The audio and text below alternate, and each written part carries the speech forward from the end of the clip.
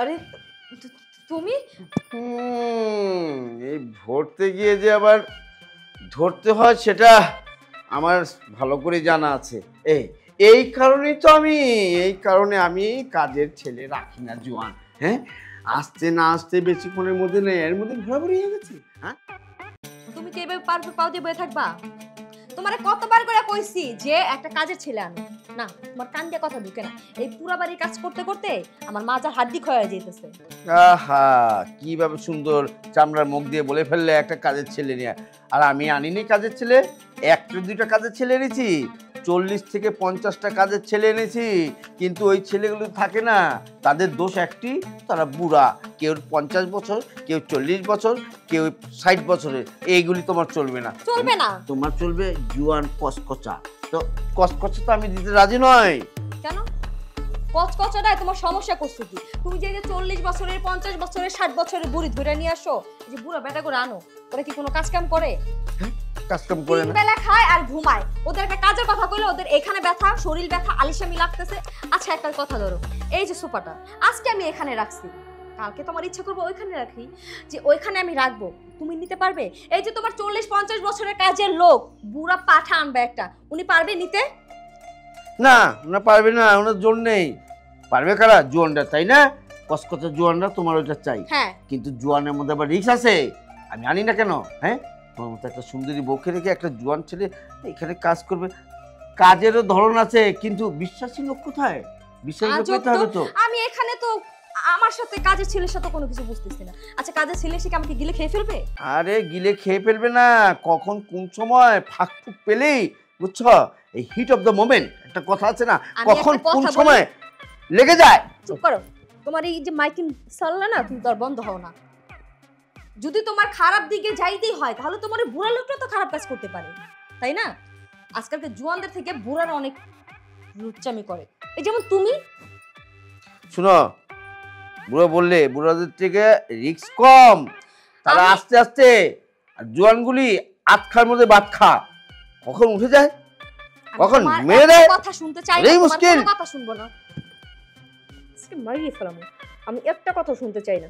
তুমি যদি আজকের মধ্যে আমার কাজের ছেলে না এনে দাও, আমি এই বাড়ি ছেড়ে চলে যাব। হ্যাঁ, কি করো? বাড়ি ছেড়ে চলে যাবো বললে হলো? বাড়ি ছেড়ে চলে যাবে? তুমি বাড়ি ছেড়ে চলে গেলে আমি কিভাবে থাকবো? এই বুড়ো বয়সে আমার কে দেখবে? কেন? ওই যে 40-50 বছরের কাজের ছেলে মেয়ে তোমাকে দেখবে, ওই যে বুড়া বুড়া পাঠারা দেখবে। আচ্ছা ঠিক আছে, ঠিক আছে, বউয়ের আবদার মানতে তো হবেই। তুমি যখন চাও, ঠিক আছে, আমি ফোন করে দেখছি। হ্যাঁ ফোন করো, ফোন করো। আর একটা কথা বলে যাচ্ছি, যদি আজকের মধ্যে তুমি ছেলে না আনো না, তাহলে আমি যাইতেছি, ব্যাগ গোছায় চলে যাব। যেতে হবে না, যেতে হবে না, আমি করছি। শোনো গিন্নি, আমি এক্ষুনি ফোন করছি, দাঁড়াও। হ্যালো, হ্যাঁ আমি করছি ফোন। আমারে যে কইরা হোক তুই আমার একটা কাজের লোক দে, বুঝছস? আমারে না দিলে আমার সংসার টিকবো না। আর আর শুন, যদি এমন লোক পাবি, কোন লোক জানো? হ্যাঁ, একদম ভদ্র, চরিত্র ভালো, কিছুই বুঝে না, বুঝছস? আর সবচেয়ে বড় প্রবলেমটা কি জানো?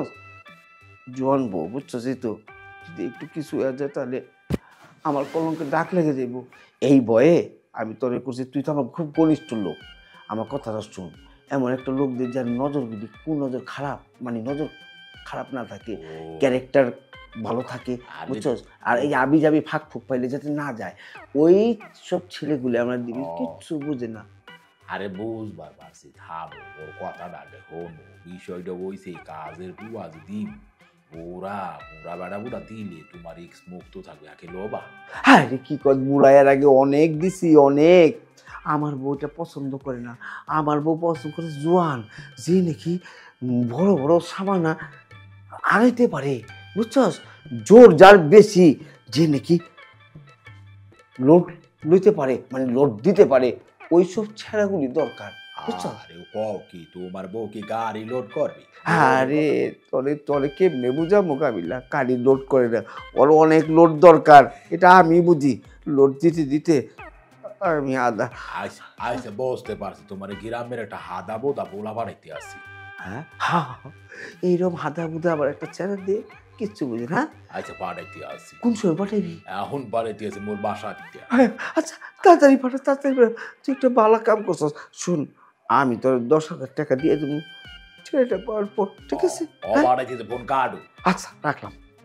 আসো আসো আসো, বসো বসো বসো। এই, বসবে মানে? হ্যাঁ রে, তোমার জন্য এনেছি গ্রাম থেকে। এটা কে? এটা হলো কাজের ছেলে। শুনো, ও মারবে না। ও, তুমি শুধু ওর সমস্ত কথা শুনবে, তাহলে শুনলে দেখবে ও তোমাকে মারবেও না, ঝাড়বেও না, ঠিক আছে? আদর করবে। আমি সব পারবো, যা যা করতে বলবো সব ঠিকঠাক পারবো। এই, সব ঠিকঠাক করতে পারবি তো?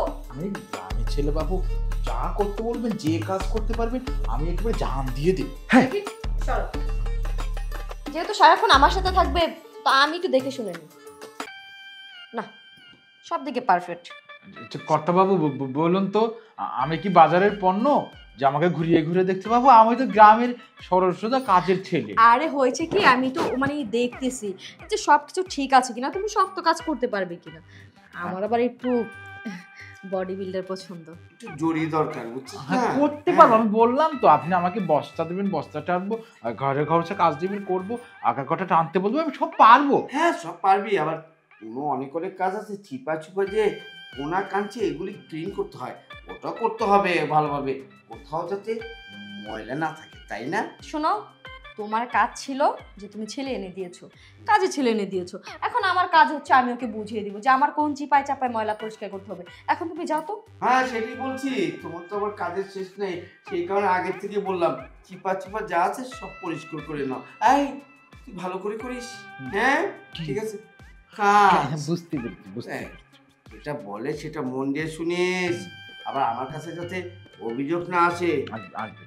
আর অভিযোগ আসলে কিন্তু আমি আর তোকে রাখার ওই সাহস আমার নেই, মানে আমার বউ তো, তাই না? আগে এত কর্তা কথা বলো না তো, যাও তো তুমি। আগে কর্তা বাবু, আপনি শুধু দেখুন আমাকে, দেখি আমি সব কাজ করে দিব কটা কটা করে।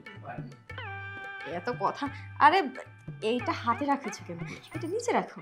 বলছি বৌদিমণি, আমি কাজ শেষে রাত্রে থাকবো কোথায়? ওখানে রেখে দিই। কোথায় থাকবে তুমি? থাকার রুম নিয়ে কোনো টেনশন করো না, দরকার হলে তুমি আমার বেডে থাকবে আমার সাথে। কি বলছেন বৌদিমণি, আমি আপনার সাথে আপনার বেডে থাকবো? ও না, মানে তোমার জন্য আলাদা রুম করে দেওয়া হবে। তাই বলুন, আমি বরং তো সেখানে একটু দেখিয়ে আসি। আমাকে দেখিয়ে দিবেন? হ্যাঁ, দেখিয়ে দেব, কিন্তু আমি আগে তোমাকে দেখি যে তোমার শক্তি কেমন, তোমার শক্তির একটু পরীক্ষা করি। আসলে তুমি কি সব কিছু সরাতে পারবে? মানে আমাকে একটু তোলো তো। কি বলছেন বৌদিমণি, আপনাকে কেন তুলতে যাব?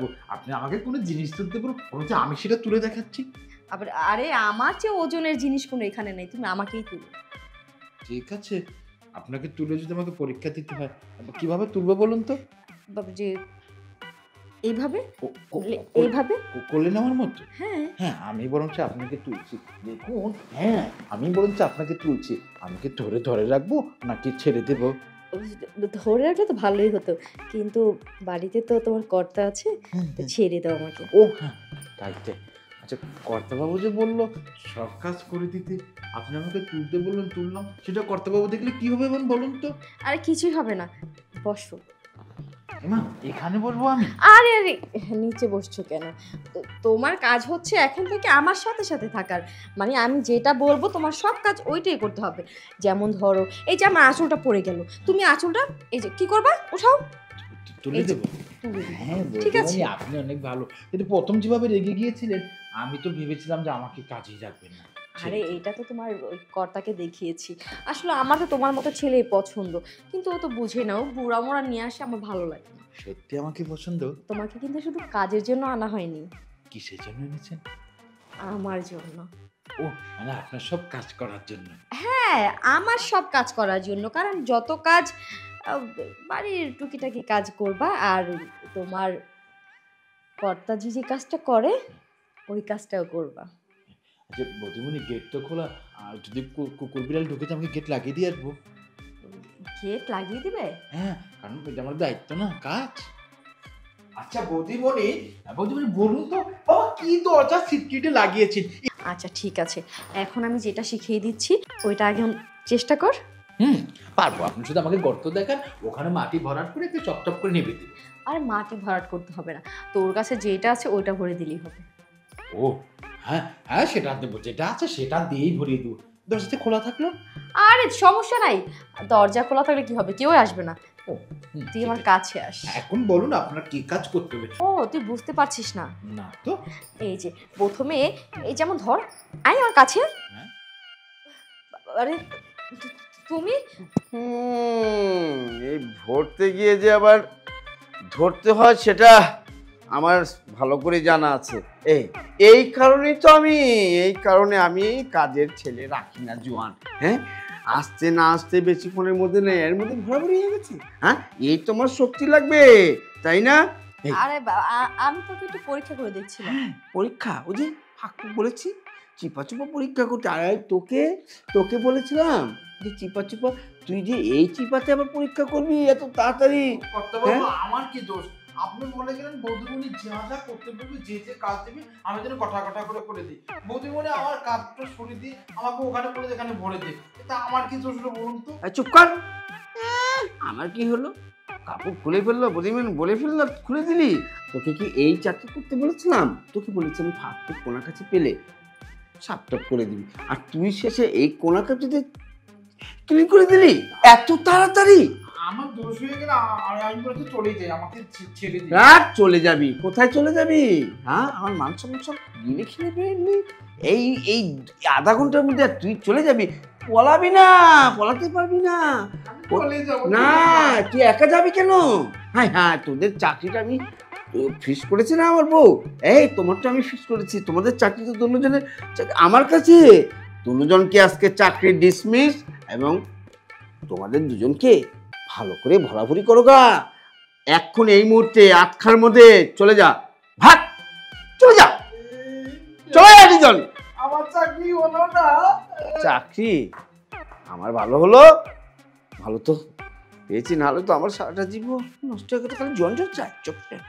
আমি দাঁড়াও, এইবার আর জোয়ান বিয়ে করছি না, 80 বছরের একটা বুড়ি নিয়ে আসতে হবে আমার, সেটাই ভালো।